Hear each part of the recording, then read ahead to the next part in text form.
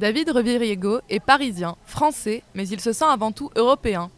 Cet après-midi, David interpelle les députés sur Twitter pour qu'ils n'oublient pas les revendications de la jeunesse. Pour lui, l'Europe, c'est un privilège de tous les jours. Être européen, c'est pouvoir aller à Amsterdam sans devoir, vous savez, contrôler son passeport à la frontière. C'est pouvoir être européen, avoir la 4G dans tous les pays européens sans frais supplémentaires. En fait, être européen, c'est tous les jours, c'est plein de services, on ne se rend pas toujours compte à quel point c'est bien d'être européen. L'engagement pour l'Europe de David date d'il y a 3 ans, lors de son service civique. Aujourd'hui, il est ambassadeur d'une campagne pour le vote des jeunes à l'antenne du Parlement européen à Paris. Mais à 21 ans, David se cherche encore politiquement. Il se définit de centre-gauche, même si son passé politique est plus sinueux. J'ai été sarkozyste quand j'étais tout petit, genre à 14-15 ans, parce que je pense que je comprenais pas trop la politique. Mes parents votaient Sarkozy, mais bon, c'était l'époque 2007 où il était encore moins identitaire, on va dire.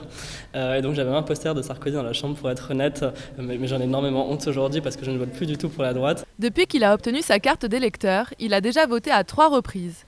Mais pour ses premières élections européennes, il veut motiver d'autres jeunes. J'ai envie de dire aux jeunes, moi non plus je ne suis pas satisfait de l'offre politique actuelle, mais si on ne va pas voter, en fait, ça ne changera jamais, tout simplement. Et il ne faut pas non plus tomber dans le discours tous pourris. Maintenant, on va dire, moi je vote par dépit, je suis honnête, mais il y a toujours des un peu moins pires que les autres.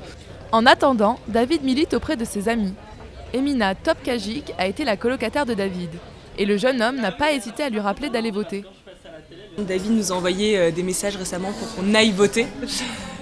Donc c'est vrai que lui il est un peu plus impliqué, mais bon, c'est vrai que les questions de l'Europe on les entend autour de nous, donc on s'y intéresse, mais je pense que j'irai voter, mais c'est pas non plus ma priorité numéro 1 sur mes choses à faire les mois suivants.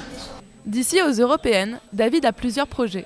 Il a écrit une tribune qui paraîtra bientôt, signée par des personnalités jeunes et influentes.